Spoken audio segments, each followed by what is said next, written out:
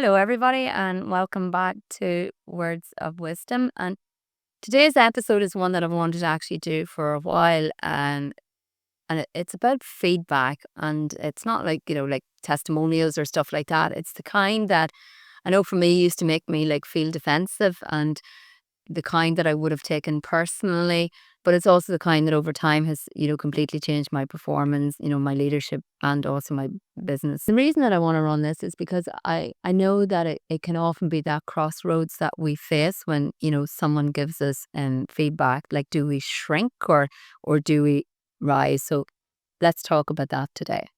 Hey, welcome to Wow Words of Wisdom. This is the podcast where we talk about all things mindset, all things confidence, and taking action, even when it feels scary. I'm Sharon McCaffrey, and if there's one thing I know for sure, it's this. Your mindset shapes everything. The way you think, the way you show up, the way you go after what you really want, and it all starts in your head. So if you've ever felt stuck, doubted yourself, or wondered if you're really capable of more, you're in the right place.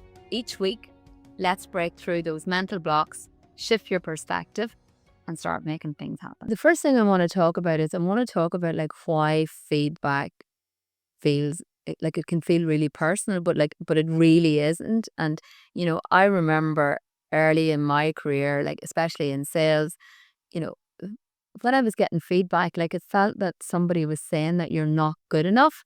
And, let's be honest, like for a long time, that's exactly how I took it. I would stew over it. I would replay it in my head. I would question myself. But I feel like I was very defensive and stuff as well. But here's what I've learned, that like it's not personal, and it's actually directional, and it's not that you're bad. It's like, this could be better. And, I think the moment that I understood that, that's where my growth really took off. And I think sometimes like we see feedback as failure. And I remember like in school, I remember a teacher telling me, I was doing like history for my leaving cert, and I remember a teacher telling me that like, I was really bad at history, that I needed to do a lot of study if I was going to get a good grade in history. And I took it really, really personally, like for a long time. I remember stewing on it for a while, but then I remembered like it's actually just feedback. And I went and done the study, and I actually got a good grade in my history after I got over the defensiveness. So how I look at feedback now, it's a little bit like, driving with a sat nav. If the sat nav says to you to take a turn around, just remember, it's not judging you. It's not saying that you're a failure. It's just pointing out a more effective route for you to get there. So feedback's a little bit like that.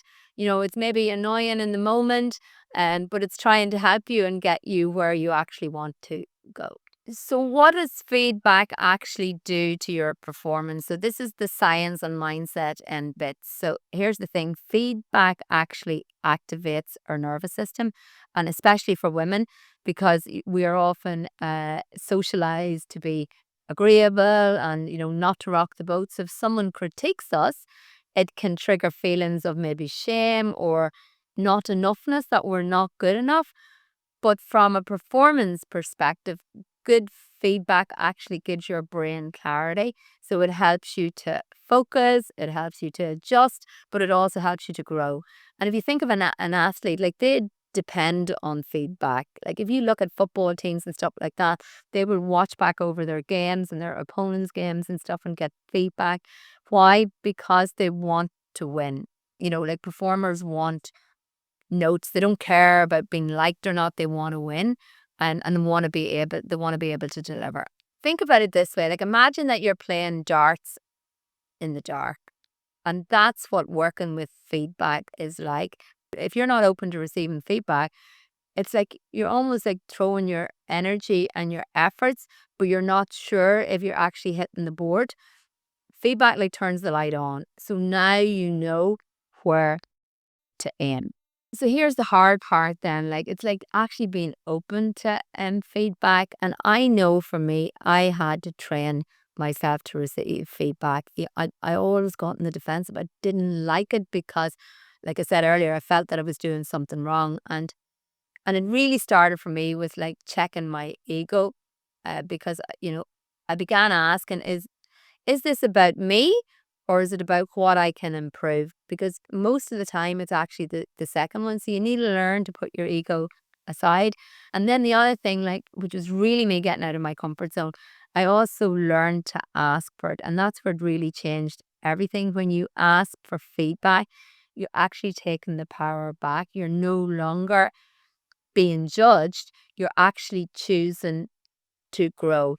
And you know, little prompts and tools that you can use. Like, think about, like, what's one thing I could do better? Say things like, I'm open to suggestions if you have any. I often say, look, I'm open to feedback, any suggestions, anything that I could improve upon. And you know, if this is hitting a nerve, is it because it's true or because I care too much about how I'm being seen? So try not to, as I said, take it personally. The reflecting part is thinking about, like, is this true and how can I improve, and opposed to caring so much about how you are seen. So before we dive into how to give feedback effectively, I want to talk about how do you break, the fear of feedback culture, because, that's a really important gap that I want to talk about, that, that fear of feedback. And why do we avoid it? Well, let's be honest, most people avoid giving feedback because it feels like confrontation, especially women. We're often taught to keep the peace, be nice, don't be too direct. So when it comes to saying, hey, that didn't land well, or, this could be stronger, like, we tend to freeze. And then on the flip side, when we do speak up, it can be seen as, we're being difficult, we're being too direct, we're being cold, or even bossy. So what happens? We end up then saying nothing, and then we feel resentful and starts to build up within us, or we sugarcoat so much that the point actually gets lost. And it's a little bit like watching someone walk around, like, with spinach in their teeth. You don't want to, or lipstick on their teeth. You don't say anything because you don't want to embarrass them.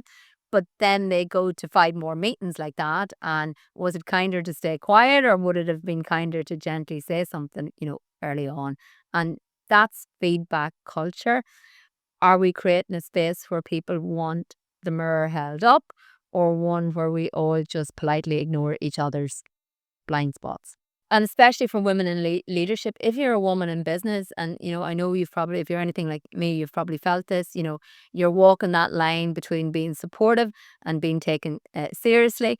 But, like, but here's the thing, real leadership isn't about being liked. It's about, you know, lifting people. And sometimes that means having brave conversations.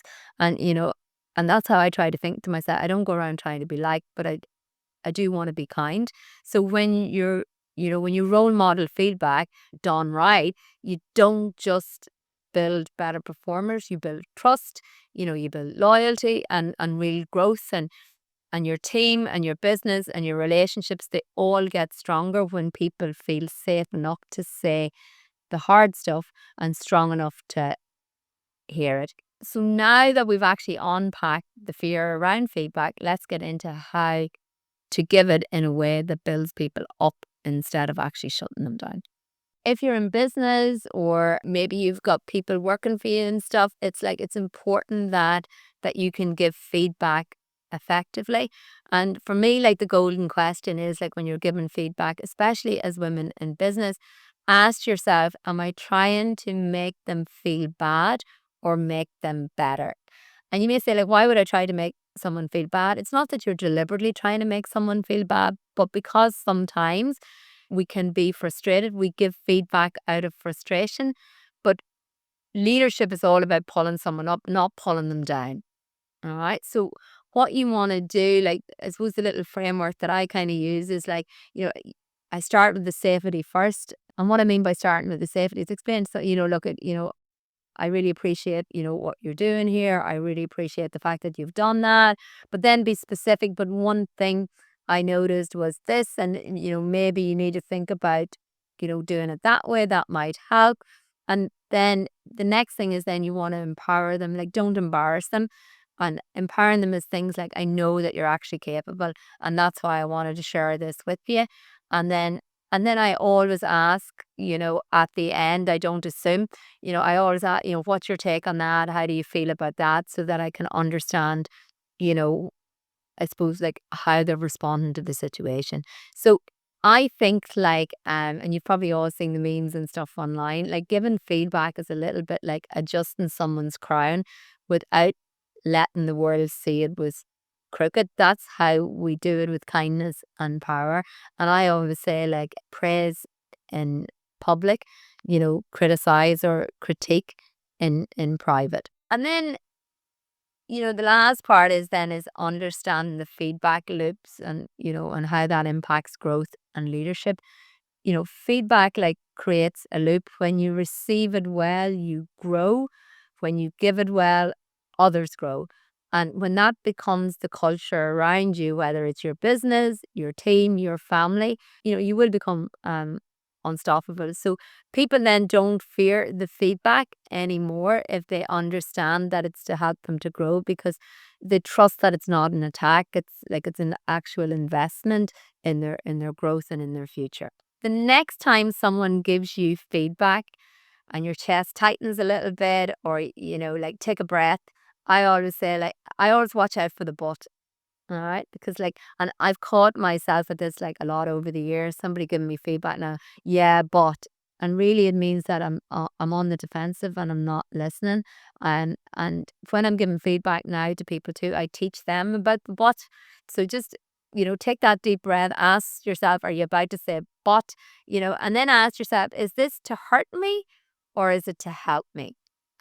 And if you're the one giving it, pause and ask, am I trying to make them better or just feel better about my own frustration? And I think it's that awareness, that's what changes the game. So hopefully these words of wisdom have helped you today. Thank you for joining me. I hope this episode has given you some perspective or maybe some tools and maybe even a little motivation to embrace feedback, that it's not as criticism, but it's your own personal growth. So thank you. You can't out earn your nervous system. Let me explain why you can't. For years, my actual income was limited by my emotions. I could find myself that I was like, reactive rather than reflective. I wasn't patient and I kind of forced things, but it's because I was like, my nervous system was dysregulated. I had all the visions, I had all the goals, all the dreams, all the things that, in my head that I wanted. But what was happening was that my body was silently rejecting it. And so what I realized is that my nervous system actually wasn't ready. And the reason that it does this is because our nervous system shifts into survival mode. So it shuts down the part of our brain that is going after our goals, our plan and our vision. And we almost like self-sabotage. And until it's actually regulated, you'll unconsciously like sabotage yourself. And you're not doing it through laziness or anything like that there. It's actually biology. And if I'm being honest, like I spent years and years just researching the nervous system and learning how I could, regulate myself and I suppose upgrade my biology to be in line with my brain and what my mind wanted and my goals and what I was going after. So fast forward to today, and what I've done is I've put together a guide with all the tips and tricks that I have used over the years that's going to help to get you closer to your reality and the life that you want. So let me introduce you to why your nervous system is blocking your income and how to fix it. So to get your own copy for free, tap the link at the top of the description or in the show notes if you're watching it somewhere else so that you can download it today.